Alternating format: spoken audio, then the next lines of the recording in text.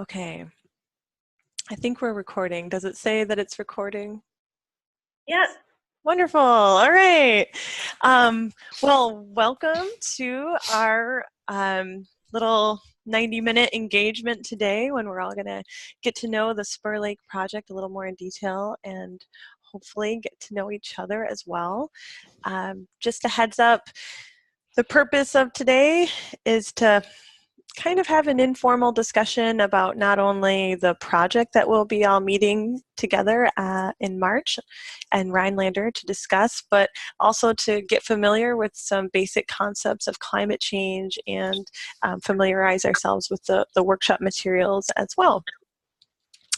So let's get going. Okay, so today we'll have a 90-minute conversation. This conversation will be recorded. There's a couple of people who emailed me to say they would not be attending today, so I just wanted to record this for them. We will be meeting in just a few weeks, 2 weeks, in Rhinelander on March 11th and March 12th, and I have the tentative date times listed here. I'll be sending out the agenda shortly so that all of you will be aware of sort of how the conversations will move through each of the days.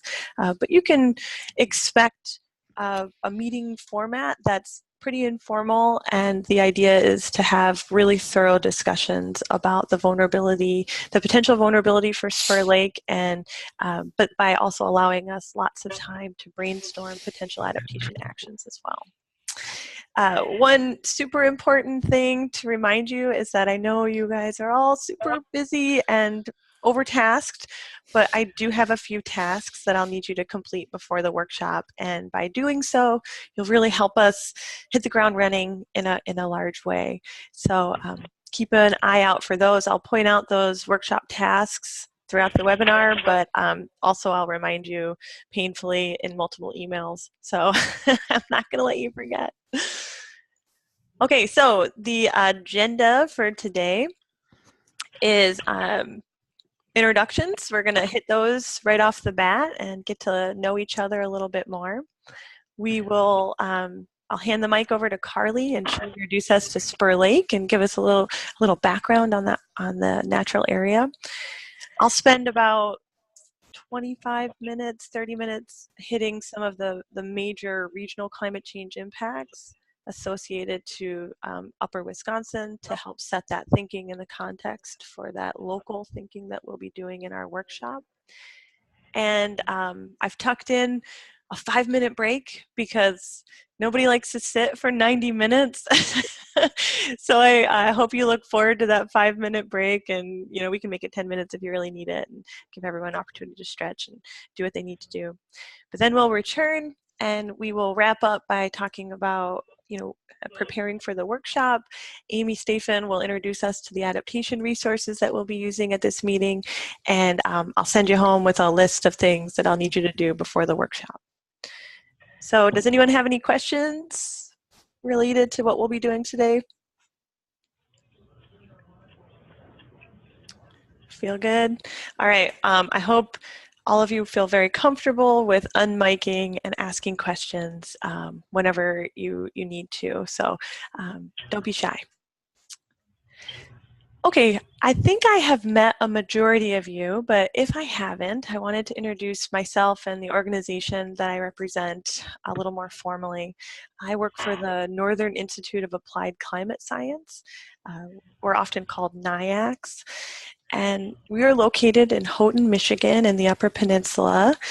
We are a chartered institute by the USDA USDA Forest Service, multiple universities, some nonprofits, and also the Great Lakes Indian Fish and Wildlife Commission. There's several of us on staff. It is kind of crazy. I've been at NIACS for like 7 years, and we have significantly grown, which is tremendously awesome in so many ways. The majority of us do focus on climate change adaptation, which means, the goal of our work is to provide practical and tangible resources and tools for natural resource professionals to use in their resource management projects. So we really focus at that local scale as much as possible. But we have several others that do pretty, analytical science as well. So if you're interested in any of these topics, feel free to reach out and I can connect you with some of the work that we do. You can find our work at several outlets on the Great Wide Web. We actually produce a huge clearinghouse of climate change information that's totally focused on forests and ecosystems. Oh, Carly, I think your volume's on. That's focused on it's hosted by the Forest Service at the Climate Change Resource Center. We also produce materials and work really closely with the Department of Agriculture, and we are a host of a climate hub focused specifically on forests.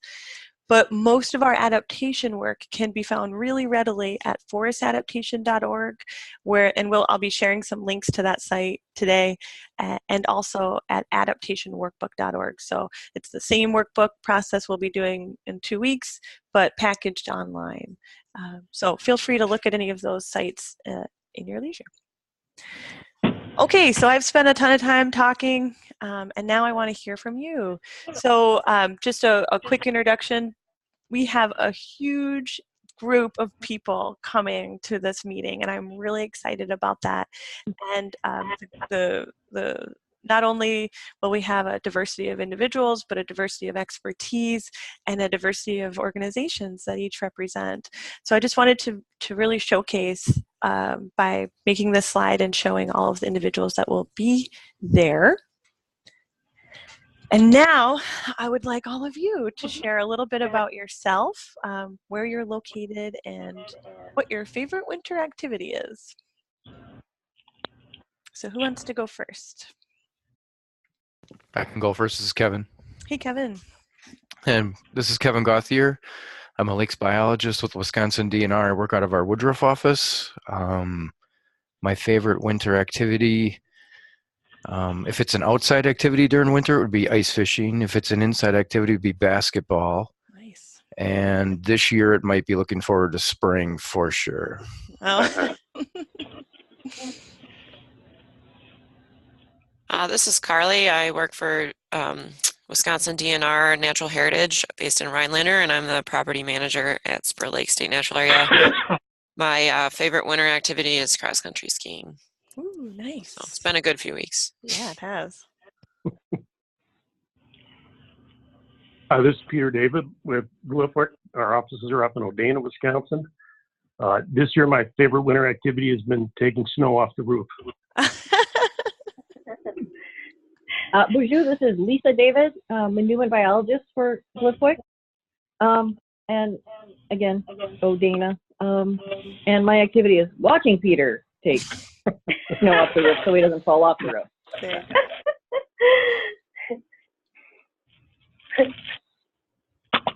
Hey, good morning, everyone. My name's John Simonson. I work for the DNR out of the Rhinelander office, and I'll put another tally under cross-country skiing for winter activity.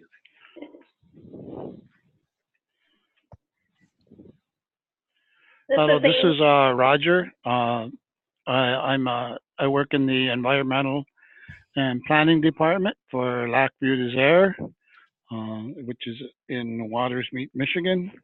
And my favorite activity is cuddling. Trying to stay warm. No. Ice fishing is what I prefer, because actually I do that when I go out to do some of my data collection for my wild rice monitoring. Nice.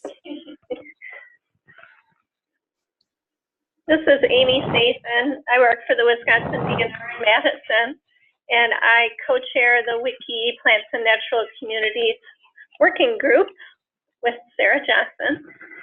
And yeah, I'm an ecologist with the DNR. Favorite winter activity? Oh, favorite winter activity? I would add another tally for cross-country skiing. Nice. My name is Brenton Butterfield. I also work for the DNR out of Madison. I'm an aquatic ecologist, and my favorite winter activity would be downhill skiing. Ooh. This is Jason Pleener, also at the DNR in Madison. I'm the wetland habitat specialist in wildlife management. Favorite winter activity would be feeding and watching the birds, probably, and sledding with my little girl. Nice.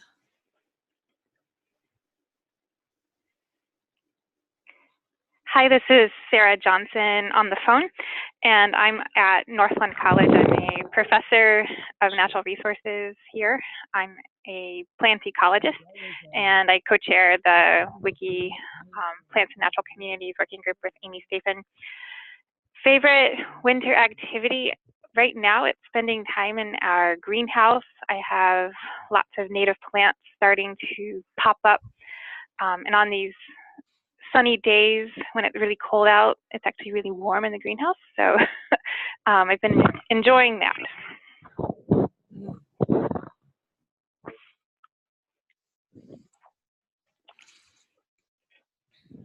Stacy? Carly? Oh, sure. Yep. Can you hear me okay? Yes. Okay. Hi, everyone. My name is Stacy Clark. I am an NRCS employee. I'm a regional ecologist, but right now I am really excited because I am a liaison on detail this year with the Northern Forest Climate Hub and the NIACS team. And I don't know if this counts for a winter activity, but I just really love Christmas time. I love everything about it. And so I'll have to go with that one.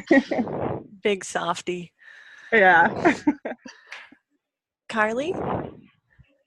Yep, I went already. Oh, you did? Oh, you went Yep. first. Are we missing anybody else? Okay. Awesome. Well, welcome. It's so wonderful to meet you all, especially those that are far away. I guess we're all far away today, but soon we'll get to see each other for a few days. So thank you for taking time out today to join us. All right. So some of the big questions you're probably asking is, number one, I can't believe I'm on the phone for 90 minutes today, but I can't help you there. But the next one might be, you know, when you're thinking about climate change and you're really starting to mull over, you know, what could you expect, and you know, maybe why you signed up for this, you might be asking, you know, how much climate change how will climate change affect the resources that I manage? And unfortunately, I'm here to tell you that there's no simple answer to that. All of the ecosystems that we care about and the species and the beings that we care for are really complex. This is going to be a hard job. I'm not going to sugarcoat it for you, but you are all experts in the things that you care about and the work that you do. So I want to give you guys a little pat on the back before we get started to say that you have all the answers. They're there in your mind and in your expertise. And all of this comes back to place on the land, you know, the characteristics and the goals that we have for this land. So although the answers might not seem easy when we first start thinking about this, we will get there. And, you know, the next question is, okay, well, I know climate change will affect the places that I care about, but what could I do to prepare for those effects? And that's really the focus of the workshop that we will be meeting in. You know, that the step number 2, this is going to be the central question that we will be asking and answering over those 2 days. Okay, so now let's get a better handle on the place that we care about and the place that we'll be thinking about over 2 days. I'm going to hand it over to Carly to give us a brief background on Spur Lake. Take it away, Carly. Thanks, Danielle. Yep, Spur Lake State National Area is a shallow, muck-bottomed, saltwater drainage lake. And it has dense beds of emergent, submergent, and floating leaved aquatic plants. So historically, it was a very good wild rice lake. It was a good cultural resource for many, many years, and there's an old campsite on the lakeshore where Native Americans used to process wild rice. So it has regionally cultural significance. It's also great breeding habitat for waterfowl. Lots of records of ducks nesting, and there's a black tern colony on the lake. In addition, it has very good waterfall stopover, so it's been used very regularly by waterfowl hunters in the fall as well. It's surrounded by good quality wetland communities, including open bog, alder thicket, and black spruce, tamarack, white cedar swamp. Those of you on the call that are familiar with the property know that there are extensive wetlands in the landscape surrounding the property. It includes a small stand of old growth hemlock hardwoods in the northeast corner, kind of where East Stella Lake Road cuts into the west, north of the lake there. And then the outlet stream exits Spur Lake on the east shore, where the arrow is pointing, where there's 2 culverts there. It goes underneath East Stella Lake Road and then flows to the south, where it joins the Pelican River and then the Wisconsin River. Some of the management history that I've been able to pull together from the property: it was managed by Ron Eckstein, who is the retired Vilas Oneida County wildlife biologist. He was the property manager from 1982 until 2010. So during this time, we have some good records from Ron on water levels. They're a little hard to decipher, but I think we've been able to, kind of get a handle on what it is that he recorded. The lake was first date regulated for wild rice starting in 1964, and it was a very, very good wild rice lake for many years. But in the 1990s, Ron noted that there was an increase in the abundance of perennial plants, floating leaf plants on the lake. And over about a 15-year period, he noted that the extent of lily pads went from a small area on the lake to cover a large portion of the lake. We have records from Peter David and Ron that the wild rice crops really declined in the early 2000s. And generally, we feel that the cause of that decline was high water. So historically, 3 feet was the average depth on the lake. And then recently, historically, the maximum depth on the lake was about 3 feet of water. And now it's gotten to be where 3 feet is the average depth, which makes it a little bit deep for rice. And so in the past few years, meaning Peter David and John Simonson and I, have kind of started a pet project to figure out how we can reduce the water levels on the lake and potentially explore restoring the wild rice beds. The project itself is kind of in its infancy. We've done a lot of, or I should say, John and Peter have done a lot of work to assess the water levels on the lake and on the outlet stream using LiDAR and drones, and we've paddled it a number of times. Essentially, at the Paulson property arrow in the bottom right corner of the map, we discovered an old human-made alteration in the stream bed that was producing kind of like a riffle. It looks like, from what we can tell, is this property used to be used to rear minnows for fishing, and there were some kind of alterations made to flood the ponds on that property, and they're no longer connected to the stream, but there were some alterations. And so in this past fall, in September, we hired a contractor to kind of modify that stream bed there where the alterations have been made, and lower the overall stream bed.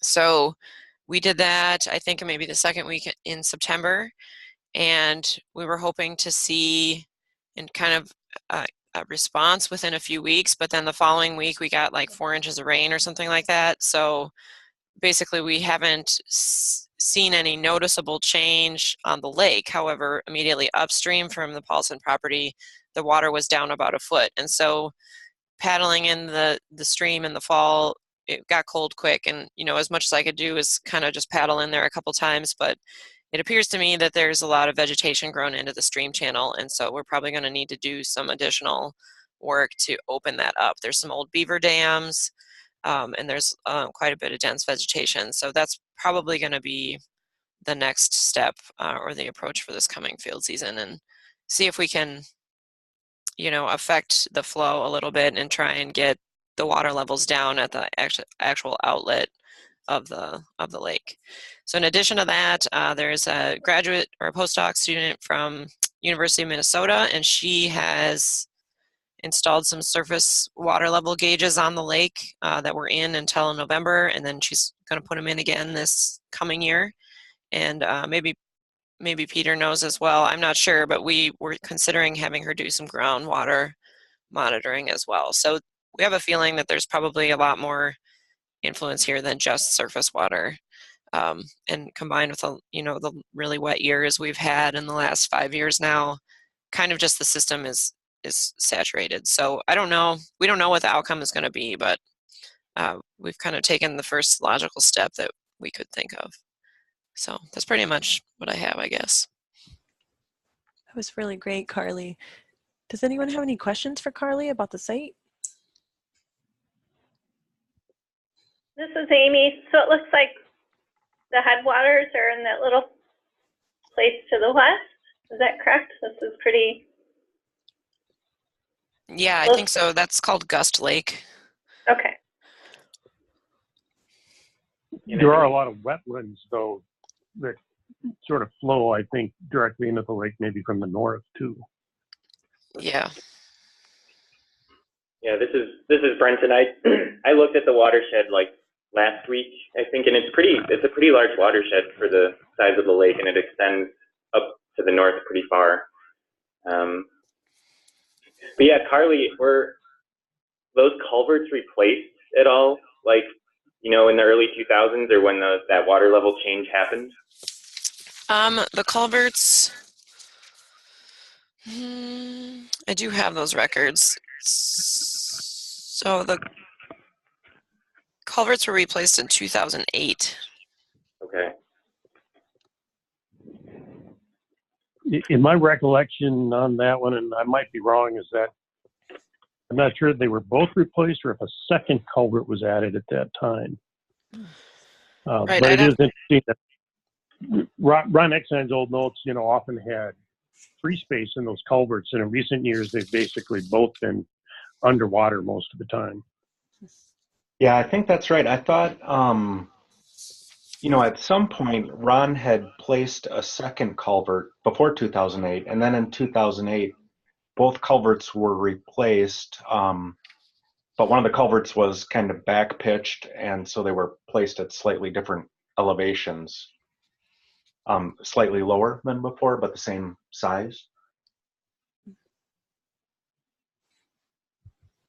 That's correct. That sounds right. I just don't have that with me. Yeah, so he did. I remember he did add a second culvert at one point. I don't have the year for that. And then in 2008 they were both replaced.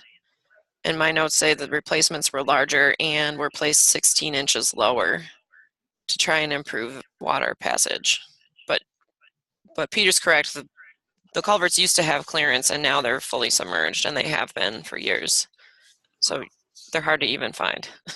Yeah. And they're submerged both on the upstream and downstream end. It's not like you can see a noticeable, head on the upstream compared to downstream side of the road. Correct. And the culverts themselves don't appear to be blocked by anything. There's some vegetation, upstream and downstream of the culverts, but the culverts themselves, as far as we can tell, are free from obstruction. Wow. All right. Yeah, and so this type of information would be helpful to maybe have at the meeting, and if you guys can, dig up any more information, this will help conversations and better understand flow. Any other questions for Carly? Peter, did you, in your monitoring of this lake, did you do any other water monitoring as such for like macro studies, or was it just mainly water depth, or was there any water chemistry to find out if there was any, pollution? Because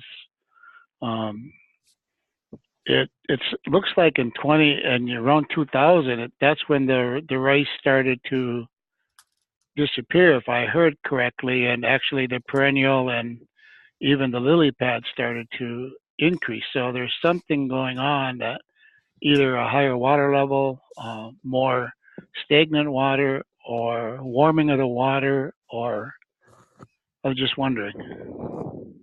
We didn't do any toxics or pollutant tests, but this watershed's very undeveloped. So there's not much reason to think those things would be an issue.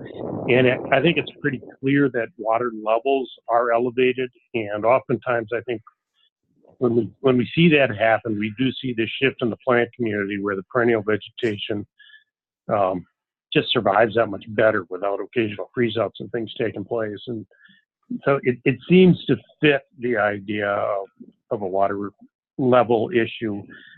We didn't test those things, but as I said, that the development levels, there's no industry or anything in this watershed. So other than some recreational homes and that kind of thing, there's not much development. So what about the muskrat? Has there been muskrat in the vicinity? Or signs of muskrats? Well, obviously now with the reduction in rice, they've probably, moved on. But at this time, was there a whole lot of muskrats around when it was prominent? Do you know? I have nothing on that myself. Yeah, this is Carly. I don't have any records of muskrat either. There has been, pretty recurring beaver removal on the outlet stream, but I'll ask Ron about muskrats before our workshop and see if I hear back from him.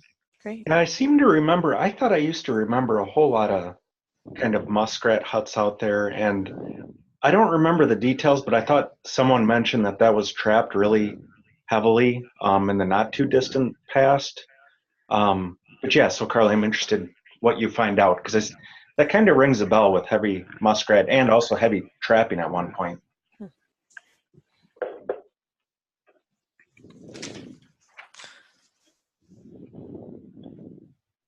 Okay.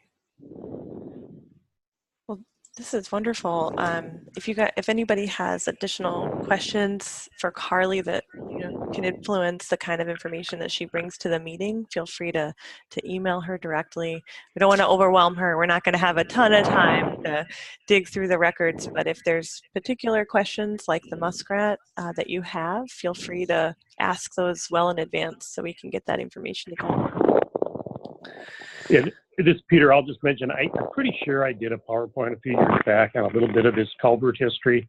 Okay. And when I get back to the office, I'll try to dig that out and send it to everybody. Sounds great. Thank you. And I can do the same with some of the elevation data for the culverts too, to add to those notes, Peter. That helps. Great. That would be helpful. All right. Let's move on. Great introduction, Carly. Thank you so much. No problem. Okay, so let's shift gears a little bit before our break and talk about regional climate impacts. I think, would everyone mind maybe selecting mute on their recording device? Because I hear an echo. Okay. I don't think we can. Let me see if I can. I'll just mute you individually. How about that? I have the power. Okay. I think you could unmute if you need to. But for now, I'll mute you. Okay, so I'm going to spin up pretty fast here and start talking about regional climate impacts. The purpose of this conversation is to provide you with a general overview and look at potential climate change impacts that could affect Spur Lake. And all of these impacts are relevant to northern Wisconsin and have been drawn from either the National Climate Assessment or the Ecosystem Vulnerability Assessment created for northern Wisconsin, produced by NIACS. So, I'm presenting this to you now so that everybody can be on the same page as far as potential climate change impacts. But when it comes to doing this work in the workshop, when we actually sit down to assess the climate change impacts and vulnerabilities for Spur Lake in step 2, if you have additional climate vulnerability assessments or scientific literature or other resources that you want to bring to the table, I welcome you to do so. Okay, so this is by no means the end-all be-all of climate change projections, but I just want to, ensure that all of us have the same level of exposure to this topic before we move on. So I think we're all here because we understand that the climate is changing. We're aware that changes have occurred in the past, and we have, this assumption that changes will continue to occur. What we don't know is to what extent and by how much will maybe the climate warm and precipitation continue to be altered into the future. All of this sort of rests upon the rate of greenhouse gas emissions into the future and how rapid they will rise and to what extent. So, because we don't know the future, we have to rely on models. The models that are currently being used to portray future climate are extremely robust, and they have, very high levels of certainty as it relates to the data that they're using. These models are trained by past observations in order to forecast that future of what might be given those different greenhouse gas emissions. For the purpose of this talk, I'm going to focus mostly on the end of century, and you'll see me talk about higher and lower emissions, and that's to give us that bracketed approach of looking at a full range of possible futures. The higher emissions is usually listed as RCP 8.5, which is the more commonly used higher emission scenario. And I'll also talk about a lower emission scenario, which is the RCP 4.5. And we could talk more about how those scenarios are derived offline after this webinar if anyone is interested. Excuse me, Danielle, this is Eric Chapman from Electric Flammable. Hey, Eric, how's it going? Thanks for joining. Pretty good. Yeah, I thought the webinar started at 10:30, so I kind of just caught the history part that you just completed. Yeah, thank you. I'm sorry. But I also have our wild rice technician here in the room with me, Joe Gravine. Oh, hey, Joe. So he's going to listen in. Right. All right. Thank you, too, for joining us today. And I'm sorry about the time mix-up.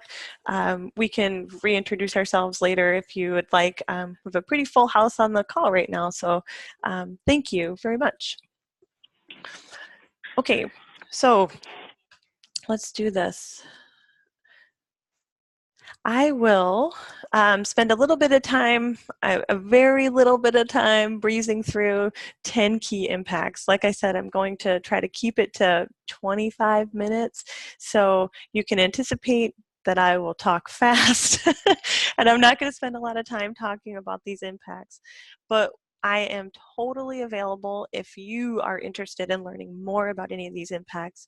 I can share not only the information that I am presenting today, but share additional newest science that helps to support that information as well.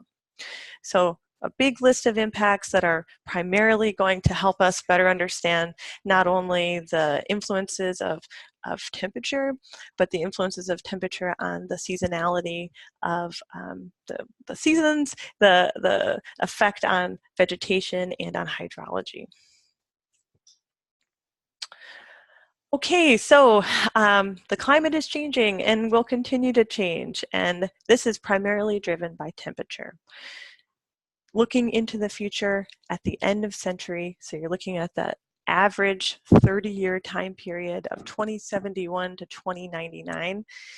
So end of century, we're looking at the highest range, possibly 9 to 10 degrees warming Fahrenheit.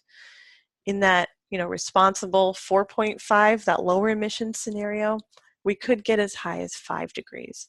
So you can anticipate that the temperature will continue to rise somewhere in the ballpark of 5 to 9 degrees. What we'll see and what we'll experience is not only an average annual change of 5 to 9 degrees, but huge impacts to our seasons, where we'll have warmer temperatures, more hot days, And the greatest reduction is in that cool temperature, so fewer cold nights. And the projection for the Midwest, so the many states of the Midwest, is that the coldest temperature of the year could increase by about 9 degrees Fahrenheit at the highest emission scenario. So that's a huge adjustment to what winter would feel like, and you know, that iconic season that we all enjoy and are experiencing right now. More higher temperatures also means more frequent and longer heat waves, and of course milder winters with a longer warm season and a longer growing season. The growing season, that time period in between spring freeze and the first fall freeze, we call it the frost freeze season length, is projected to increase by 2 to 10 weeks. Again, these are based on the low and the high emission scenario. This will present you know, an opportunity for a longer period of plant growth and decreased freezing of plants, but it could have huge impacts on phenology that will shift for plant species that rely on temperature as a cue for the timing of leaf out and reproductive maturation and other processes. So, you know, with greater time for growth comes those potential challenges, and can also mean that, you know, inter-season variation that could mean that some species wake up and actually are then damaged by a late summer freeze. Throughout the growing season, as conditions become warmer and drier, the fire risk actually increases, which could have huge effects on our water supply as well. So looking at precipitation, as temperature changes and as the conditions become warmer, that means that you know, warmer air can hold more water, and so precipitation will also change. We're looking at on annual precipitation increasing, so wetter annually and wetter and warmer in the winter and spring. The greatest influences of precipitation throughout the year will be felt in that winter and spring season, where more precipitation will be found. This could influence not only the type of precipitation that we will see, so more likely shifts from snow to rain or rain on snow, and then throughout, by the end of century, more likely to have rain during winter and spring. This increased temperature will affect earlier melt rates and could have huge influences on peak stream flows and on runoff. The other seasons, summer and fall, are predicted to be quite warm, but the precipitation is predicted to be somewhere at our current levels. So as temperature increases, but precipitation stays the same, it's projected that these seasons will become warmer and drier with, you know, more days in between storms and bigger storms when they do come. So winters are going to change in a really big way, and it's unfortunate because we all love winter and we especially love the snow. The projection by end of century is that snow depths will you know, have huge decreases, and this is due to quite a few factors related to precipitation timing, but also the type of precipitation again. So more of those rain on snow instances that will change the snow water equivalent and the depth of snow on the landscape. This could have huge influences on you know, tree roots, and the damage that could occur in these colder temps could influence soil frost conditions and can have huge implications for wildlife as well. With a changed winter with less snow, we're also projected to have fewer days of snow retention. So fewer days with snow actually on the ground. And it's really striking when you look at this image to see that we could have somewhere in the ballpark of 10 to 60, 2 months less snow on the ground. When you really dive into the data and these projections, you see that it's those shoulder seasons of November and March and April where the highest vulnerability of snow and snow retention can be found, with April probably being the most vulnerable month with less snow. for our latitude. With less snow on the ground, you're looking at earlier melt and earlier spring occurrences, and so the center of timing for peak stream flow is very likely to shift into that early spring, late winter time period. I did indicate to you that precipitation will be increasing. So although we'll have less snow on the ground, we're very likely to experience more frequent and intense heavy rains during the same time period. And depending on the soil moisture at that time, we could either have some nice infiltration and recharge opportunities or huge runoff and flashiness occurring. And with that comes erosion. One thing to consider is that, with changes in winter and changes in snowpack, this changes the water budget for our watershed and can have huge implications for that summer seasonal stream flow and the availability of water into the growing season. With a shortened winter, we'll likely to see less frozen ground, and this could be on 30 to 50 fewer days. That is huge. Soil temps are projected to increase, and the depth of frost is actually projected to decline. The opportunities, like I said, infiltration opportunities. If we're not getting extreme rain events, it's very likely that some of this water could be infiltrated. But the issue is in that seasonal variation and timing of precipitation. Do you get that rain event on soils that are sort of ready and thirsty to infiltrate? Or are you getting those rain events when the soil is totally saturated and it just doesn't have the opportunity to infiltrate and ends up running off and becomes a loss? Lack of frozen ground not only has implications for when we can get in and manage, maybe like upland forests, but also has those long-lasting effects on ecosystem processes, decomposition, nutrient cycling as well. So it's not only are we expected to get more rain, but how we receive that rain is likely to change. So rain is likely to occur in bigger buckets, greater volumes dropping at a single time. So, for this area, it's projected that 23% increase in the heaviest days, those 1-inch storms, are likely to increase. And the multiple day events are likely to be at least double by end of century in both the high and low scenario in comparison to our historical average. So I've highlighted that 0.2 bar on this graph. That is the historical average for the Midwest of heavy precipitation. And if you look all the way to the right, you can see those low and high emission bars. And you can see that the high emissions puts us at more than double what we're currently experiencing. And here's another complexity to the precipitation pattern. Not only will we receive more in some seasons, those precipitation events will be bigger, but they will also be more intense. And that means the rain drops at a shortened time frame.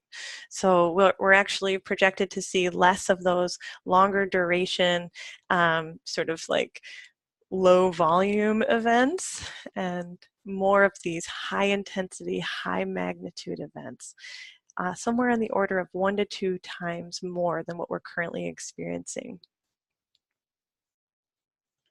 And so when you add up all of those changes, you sort of equal to this very likely possibility that this area will experience an increase in extreme events.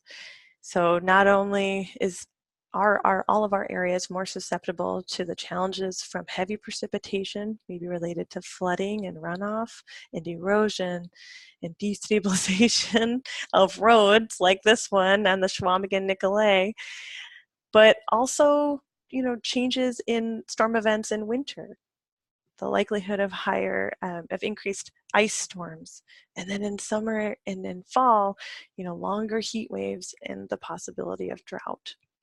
Windstorms are also something that we need to be considering. The difficulty with extreme events is that, hey, they're really hard to predict. They're hard to predict when we're going to get them and to what frequency we could expect over 30 years. Even if we did have that data, it would be an average of 30 years. So they would be hard for us to know if we would receive multiple disturbances in 1 year or if those would be spread out evenly throughout the 30 years.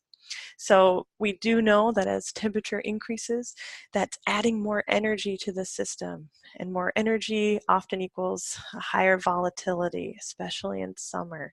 That's sort of physics. So when you look at the bell curve, the expectation is more extreme events, more of those events that occur on the tails than we're currently experiencing now.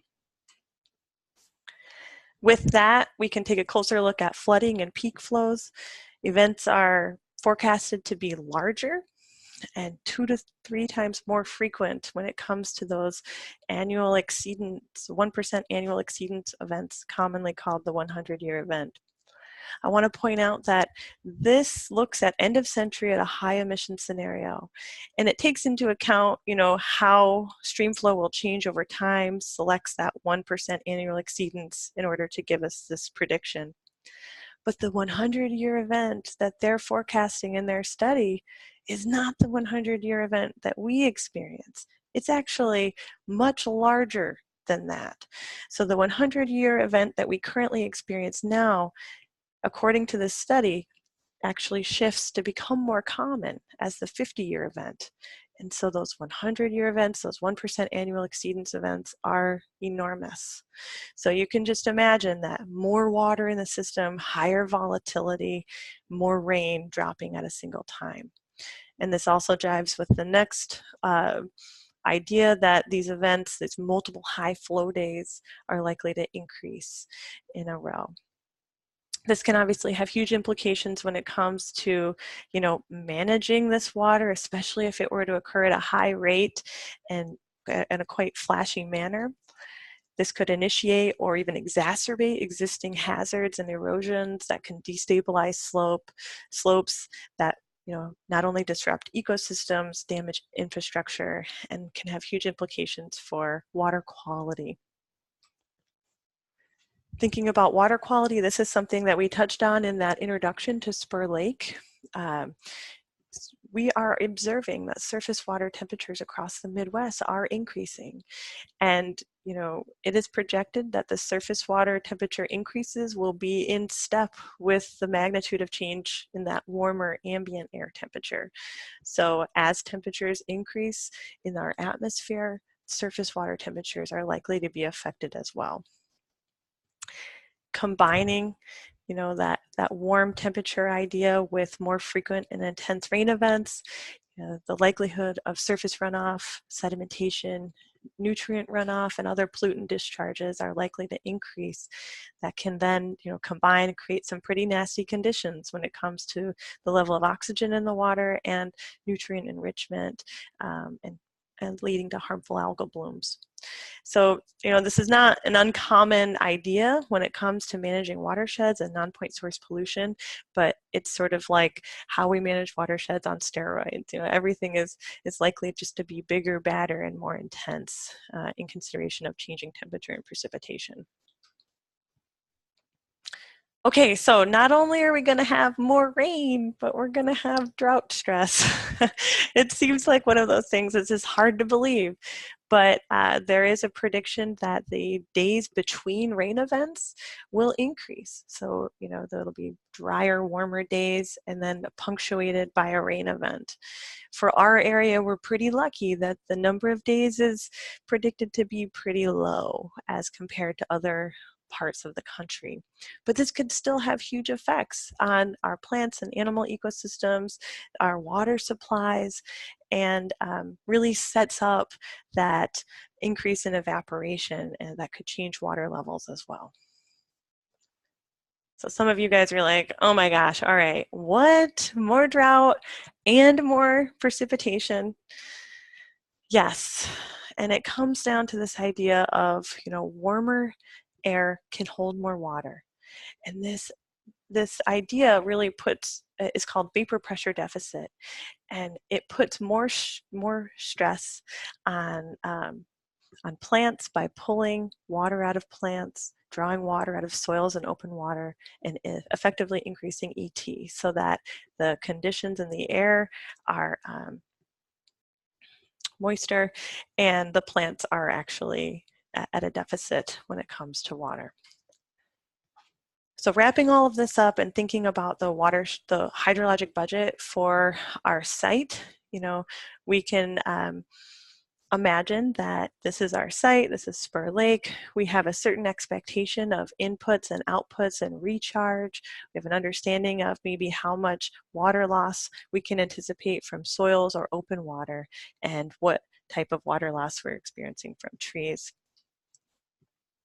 With changes in precipitation and changes in winter in particular, that earlier spring runoff and increased volume of runoff during extreme rain events throughout the year is likely to change that groundwater recharge component and increase that water out of our budget and into somebody else's watershed. On top of that, what I was explaining before is that water temperatures are going to drive more water from soils and plants, effectively removing even more water that we could have used to recharge our groundwater. All of these changes will have huge impacts on our ecosystem, not only our vegetation communities, but our wildlife communities as well. We're looking at the major challenge of our northern and boreal species declining. It's not all bad though. There are a huge diversity in our sites so that species that are better adapted to warmer environments are likely to find more habitat here. We certainly don't expect that changes will occur fast, like instant dieback, but it's something that we need to keep an eye on. So what we will do is in the meeting, and I can share this with you in advance, we can start to assess those tree species and vegetative communities that Carly noted in her step 1 description and start looking at the suitable habitat projections for trees. I can also share a tool that will help us get a better handle on heat and hardiness and how that might change in the future, so we can sort of map those other communities that are not included in our tree species lists. The risks will be greatest for species at their southern range, and especially for ecosystems that are not as diverse, those sort of homogeneous species. We'll also use tools that were created by the Plants and Natural Community Group, which I think most of you are part of. So we'll use the tools that you created in our meeting, where we'll get a better handle on the vulnerability of the ecosystem that Spur Lake encapsulates, and get a better understanding of its ability to cope with these climate changes and buffer some of these changes. What is its adaptive capacity to these changes? And all of this will help us have a clearer picture of how Spur Lake will possibly change from now to end of century and give us a better idea of the potential risks that are ahead. Okay, so I want to cruise right through this. I asked Peter and Lisa David if they could give us a longer explanation and presentation of Manoomin at our Spur Lake meeting, and they said yes, thank you. Right now I'm going to share just a few points about Manoomin that we'll want to keep in mind as we move into our meeting. This information was drawn from a Glyphwick vulnerability assessment, part 1. Part 2 is coming out soon. And in this vulnerability assessment, they look at 60 species that are culturally relevant to the area in order to get a better understanding of potential of vulnerabilities. So when we look at Manoomin, we see that not only is it limited by natural barriers, it's greatly affected by associated land use changes, which thankfully Spur Lake, we're not battling that at this site, but it does have limited dispersal. Manoomin is really tied to the cool environment. It's very adapted to the area that it currently thrives in, and has very particular hydrologic requirements in winter, spring, and in summer. It's extremely susceptible to disturbance, competition, pathogens, and very dependent and adapted to the winters that we have commonly experienced. It is rated as extremely vulnerable. Backing this up with some traditional ecological knowledge, we're seeing that, people have observed the life history traits of Manoomin and are observing change now. We've talked about this in our step 1 introduction, but there's a huge community that relies on this resource that is really worried about rainfall intensity, changing springs, and water levels as well. So I know Peter and Lisa are going to talk more about this. They're the experts in the room, and I'm really happy you guys said yes. So we'll get a better handle on Manoomin next week as well. So lastly, just to wrap this up, what does this mean for Spur Lake? What do all these climate change impacts, what effects will they have at this site? Well, unfortunately, I can't tell you because that's something that we'll come up with and we'll derive in the coming weeks. But I want you to allow that information that I just shared with you to sort of sink in and ruminate as you start thinking about Spur Lake. Think about maybe some of those characteristics, those unique attributes of this system that could help the system cope with climate impacts. We tried to show that there are opportunities in each of these effects, that it's not all bad. We're trying to not get overwhelmed with the bad here. Climate change will have an effect on all of our ecosystems, but I can assure you that not all of them will respond in the same way, and that is based on the physical and biological differences that each site has and its ability to buffer or even intensify change. Some of the questions that we'll want to ask relate to the hydrologic sensitivity of the site. We had a really good introduction to that by Carly. We have a better understanding of its surface water controls, its potential for recharge, but we'll also want to look at the topography around the site and better understand where that water goes now and where additional water might go into the future. We'll really want to dive into the vegetation on site. Outside of wild rice and Manoomin, what other species are there that influence this site, and what are their tolerance to disturbance? How are they distributed across the landscape, and how are they able to disperse? And we touched on this in the update, but there's plenty of other stressors and challenges associated to every site. So we'll want to look at all of those as it relates to not only runoff and hydrologic flow paths, but infiltration and compaction of soils as well. So every site is different, but every location and those unique attributes really do matter when it comes to defining vulnerability for a site. So I just threw a lot at you. Sometimes it feels like sort of that fire hose effect of, the fireman with like the big fire hose of information. But I do want to assure you that the process that we'll be going through at the workshop will help us pull all of this, regional big information down to that site level. And to give you an idea of how we'll do that, we'll be taking those regional climate impacts, maybe increased frequency of days with very heavy precipitation, and then we'll step it down to the actual site to get a better idea of the gravity of change and effect on Spur Lake.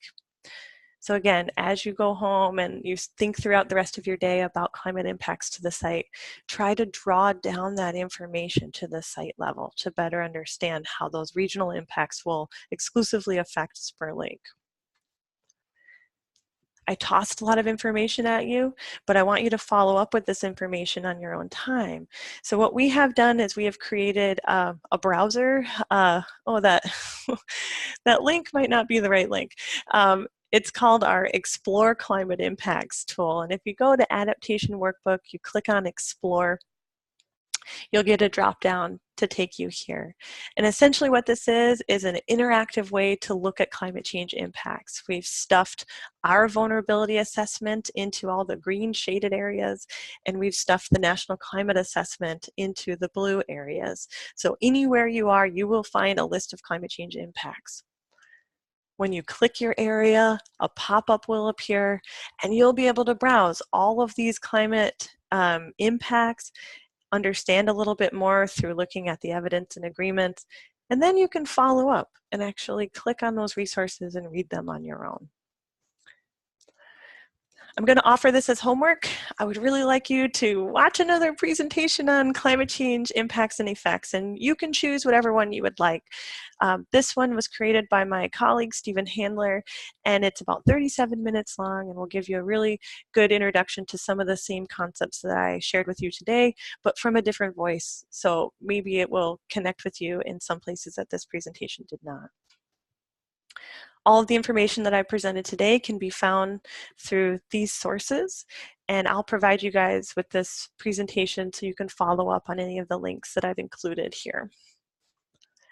Okay, before we go on a break, I'm wondering if anybody has any questions. Any questions? I think you're all unmuted. Yeah. I'm sorry, Danielle, I had a question.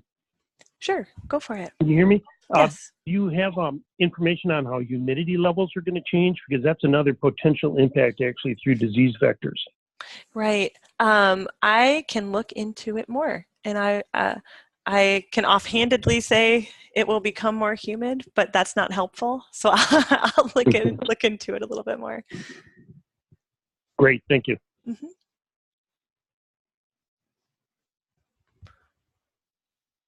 Okay, any more questions? All right. I have a question. This is Amy. Yep. I'm just worried about taking a break. I'm just wondering if people can keep going. Do you think we'll be able to finish? We have to leave this room by 11:30. I think we can finish. Okay. Does everyone feel like, do people feel like they want the break, or do they not want the break? You know, they're going to try to kick Lisa and I out of this hotel room about 10 minutes ago. So okay. We'd be okay with going straight through, but if people need a break, that's okay too. I'm okay with skipping a break. All right, you guys are steely.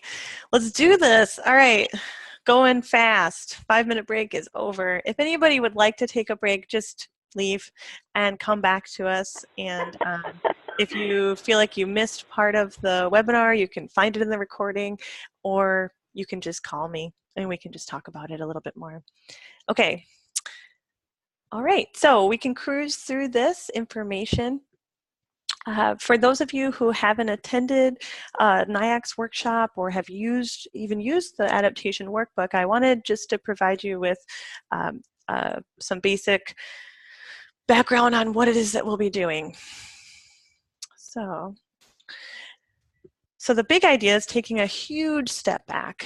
When we think about our potential responses to climate change, not only do we need to understand what type of climate effects will occur, but we need to understand sort of where we fit in that general responses. When we think about responding to climate change, there are really two concepts that are at work, and but they are inherently different. So mitigation, which is something that many of you use in your lexicon when it comes to wetland management, in the world of climate change, mitigation has a completely different, maybe not completely different, but it is a different idea. And the idea is to take action to reduce the human contribution to the greenhouse effect. So, you know, this is looking very specifically at carbon. And then there's adaptation. And adaptation are taking actions to prepare for and adjust to new conditions. And this is really what we're all about. So this is, I'll be using the word adaptation frequently. And the idea is, how do we take steps now to prepare Spur Lake for these climate change effects that we just talked about? Some of you might be asking where my crystal ball is and, you know, saying, how can I adapt and prepare if I don't know what the future holds? Well, don't hold your breath. Nobody really knows what's going to happen.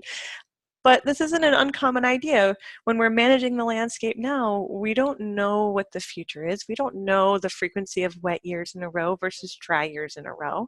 We take that level of uncertainty in as a certain type of risk that we encapsulate into our management actions. And the same exists when we're thinking about climate change. When we're thinking about climate change, we're really thinking about managing and adapting within that range of uncertainty. We have a pretty good idea of how the climate might change given that range. And so I want you to get very comfortable with this uncomfortable idea of not knowing the future. And here there's an image that we like to show where, you know, it's really common for land managers and especially people who have to care for humans in this, you know, the mayor or whatever, to have to take in this cone of uncertainty when it comes to huge disturbances like hurricanes. And this is something that people do every day. They'll look at that path and they'll say, I have you know, this is well within my uncomfortable range of certainty, and I feel I need to act now because I know what's coming up ahead. What we want you to do through this process is to reduce your risk in order to take advantage of any opportunities that come your way.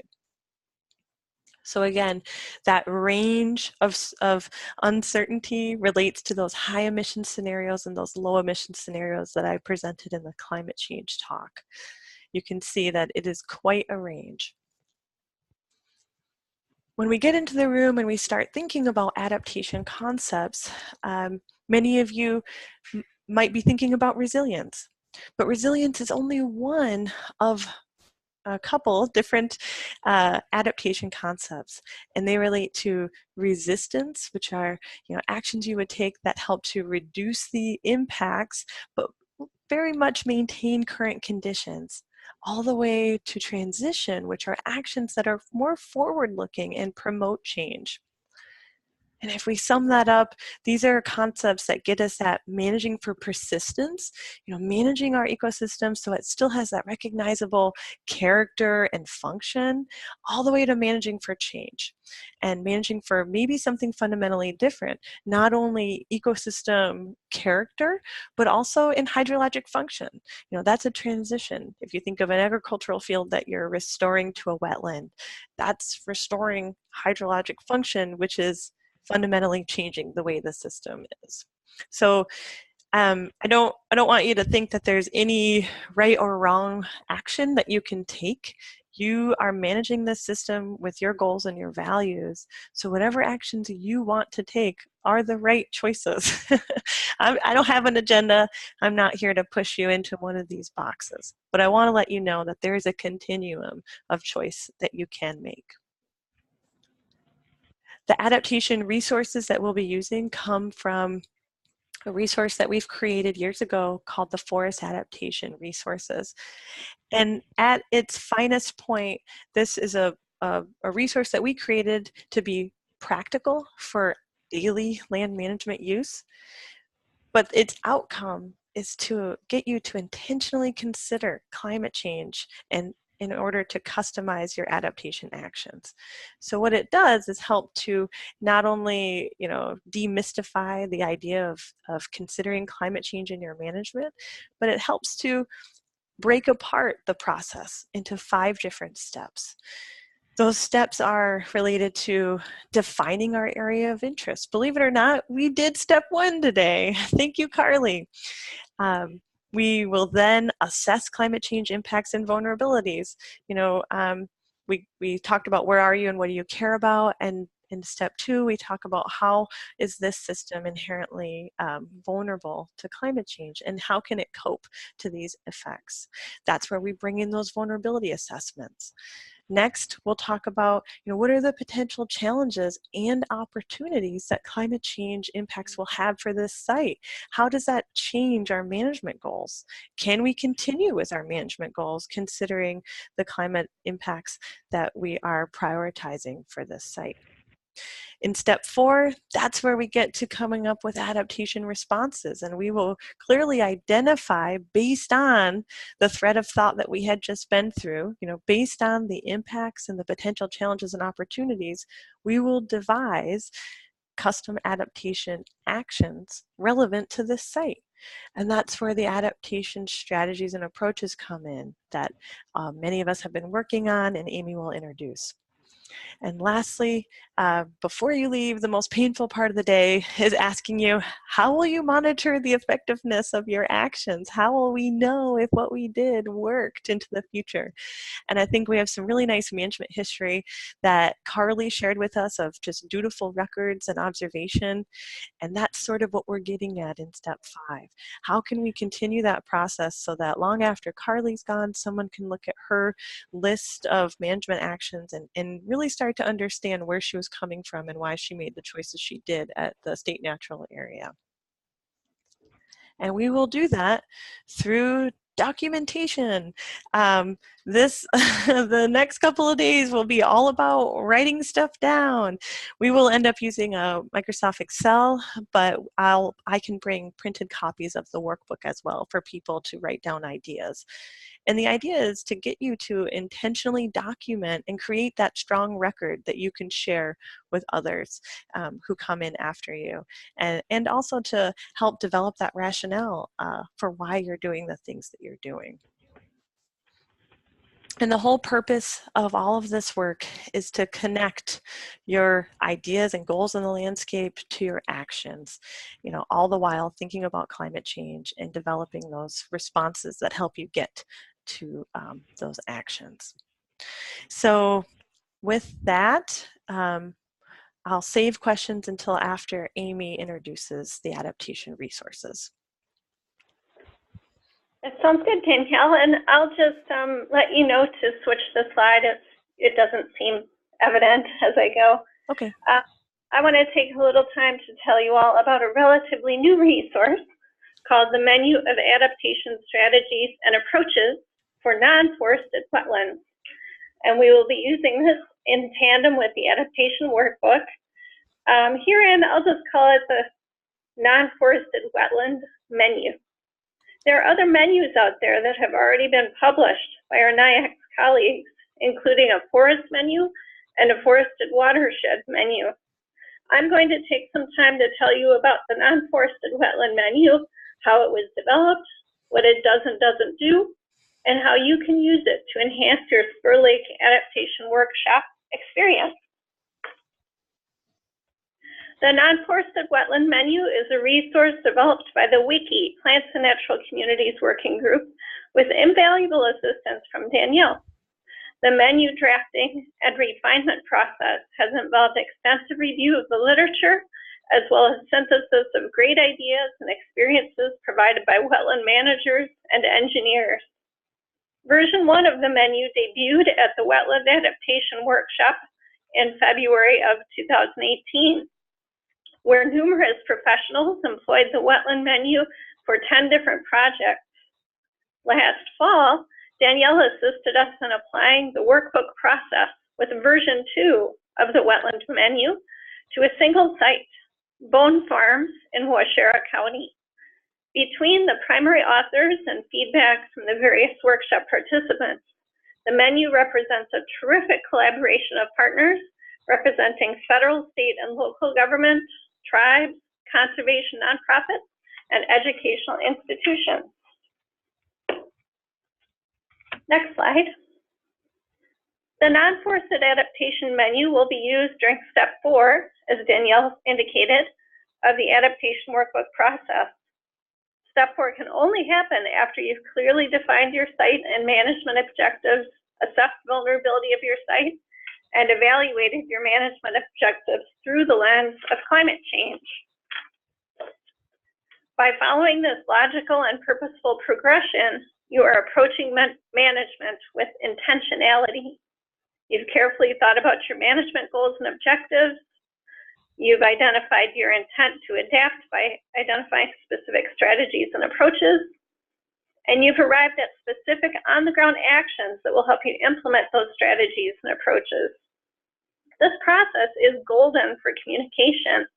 If someone asks you why you're doing what you're doing, you'll have clear documentation showing your thought processes and rationale, and this lends itself very well to adaptive management. The menu presents ideas in a hierarchical fashion, stepping down high-level adaptation concepts such as resistance, resilience, and transition. You can click Danielle. Strategies are next, and those identify broad adaptation responses based on general ecology and management principles such as hydrology or vegetation management, and is applicable across a variety of resources and sites. Next is the approach. An approach is an adaptation response that is more specific to a resource issue or geography. And then lastly, for each approach, we provide several to many tactics, which are specific examples of on-the-ground adaptation responses. Here's a preview of the 6 strategies that we created for the non-forested wetlands menu. These address the concepts of water quantity, water quality, vegetation management, facilitating transformation of plant communities, adjusting wetland systems to altered hydrology, and using infrastructure to accommodate change. And here's an example from the non-forested wetland menu showing the 3 hierarchical levels with one of the 4 approaches for strategy 3. So the highest level thinking is maintain and restore wetland vegetation. As we drill down, we can enhance and maintain species diversity and plant trait diversity. And one way we can perform that on the ground is by favoring species that are likely to be adapted to future conditions. Next slide. It's very important that you understand the goals of the menu. It is designed to provide a flexible resource that can be applied to diverse management goals, geographic settings, and local site conditions. The menu name hints at the fact that this isn't a one-size-fits-all resource, but rather provides a variety of approaches from which managers and planners can pick and choose. It can also identify current management actions that work to sustain and conserve wetlands over the long term. It is important to review existing management practices through the filter of climate change adaptation to ensure that they remain suitable and will be sustainable. If they do, they are called win-win actions.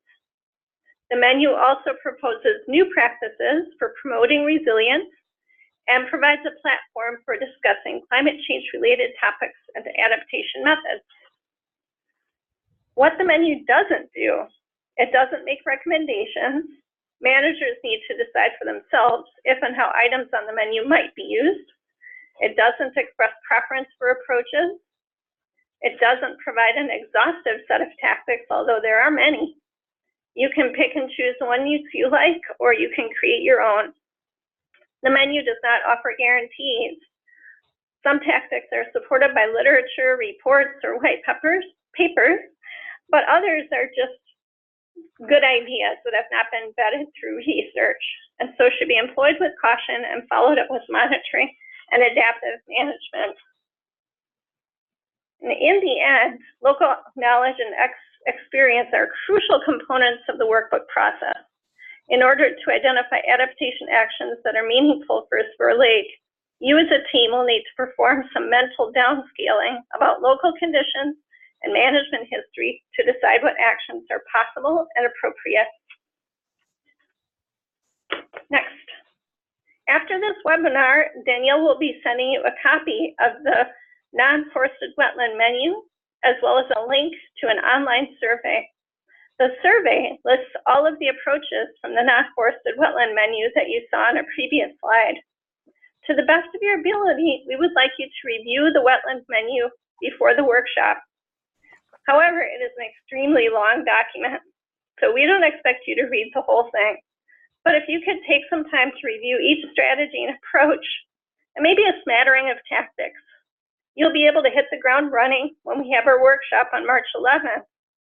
If you only have time to browse the approaches, which you'll need to do to fill the online survey, and maybe there's an approach that's not quite clear to you, look at the menu and read the introduction that helps explain what that approach is all about. We will ask you to indicate which strategies you think are most applicable to Spur Lake in that online survey. This will give us the opportunity to tailor the workshop more directly to your interests. Most importantly, we are very interested in any feedback you have on how we can make the menu even better. Our plan is to have the non-forested wetland menu posted on the Climate Change Response Framework website later this year. It already is posted there, but just the outline right now with strategies and approaches. We also hope to describe the menu in a peer-reviewed journal along with 1 or 2 case studies to demonstrate its usage. This will definitely include Bone Farms and could potentially include Spur Lake if you're all agreeable to that. Okay, thank you, Amy. And as Amy said, I will include a follow-up email that includes a link to this survey and the expanded wetland adaptation menu as well. Great. In addition to that homework that Amy just referenced, I will ask you to do a little bit of homework related to the tribal adaptation menu. Really briefly, I'm really interested to share another list of adaptation strategies and approaches that are being developed right now by tribal communities within the Great Lakes area. So at NIACS, we are partnering with Glifook, the 1854 Treaty, the Michigan Intertribal Council, and several local tribes to develop a culturally relevant adaptation menu specifically geared towards tribal communities. So the idea is to better understand the principles associated to these communities in order for us to value and care for Spur Lake into the future. So I'm going to share with you some of these strategies and approaches, or several strategies and approaches that are related to community engagement. And I'll ask that you review those and start thinking about how all of us could better help to connect the communities that care about Spur Lake into the future. And I would really like to include those as potential adaptation actions that we include in our final adaptation plan. So I will send a one-page Word document that includes just the broadest understanding of these strategies and approaches. I can also send to you the current draft menu if you're interested in that.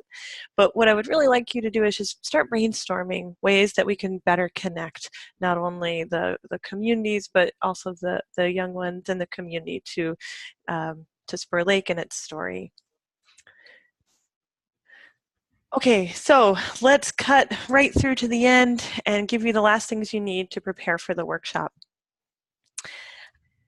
If any of you feel like you need a little bit more information related to the basics of climate change, I want to point you to an interactive resource, sort of like a mini movie that you can interact with that we've created and posted on the Forest Service Climate Change Resource Center. Here you can find, they're about 20 minutes each, some modules on basic climate change science and modeling, looking at just the real basics of greenhouse gases and the Milankovitch cycles, all the way to adapting to climate change. So if you need that assistance, please take it, and then contact me if you need additional conversation on those topics. Before the workshop, I will send you all this information and totally saturate you. But the purpose is to get you comfortable with regional climate change projections so that we can enter the room at Spur Lake with a really good understanding of those big trends. This will help us to better prioritize and select the climate impacts that will have the greatest effect on Spur Lake. So I'll send you not only this presentation, but send you links to another climate change video that you could watch and learn a little bit more about these potential changes. As Amy indicated, we'd really like you to take some time to review the adaptation resources before we use them. So we'll have you do that, and then just very briefly, it's just a bunch of check boxes. Just denote on the survey which approaches seem to fit well with this site. We're not asking you to come up with actions, just high level, yeah, these approaches look like they'll be great for this site. And then finally, maybe take a breeze through the resource that we'll be using at our meeting. And I can send you a link to that if you can't find it, and I will bring physical copies of the adaptation workbook to the meeting as well. But it's just really, it's a great resource to have on hand, get a better handle of the types of questions that I'll be asking all of you to complete. So with that, I think we're done. We did it. See, we would have had time if we had that 5-minute break. But, you know, between then and now, get a hold of me, call me, ask me any question you would like, and be prepared for Monday, March 11th. Does anyone have any questions?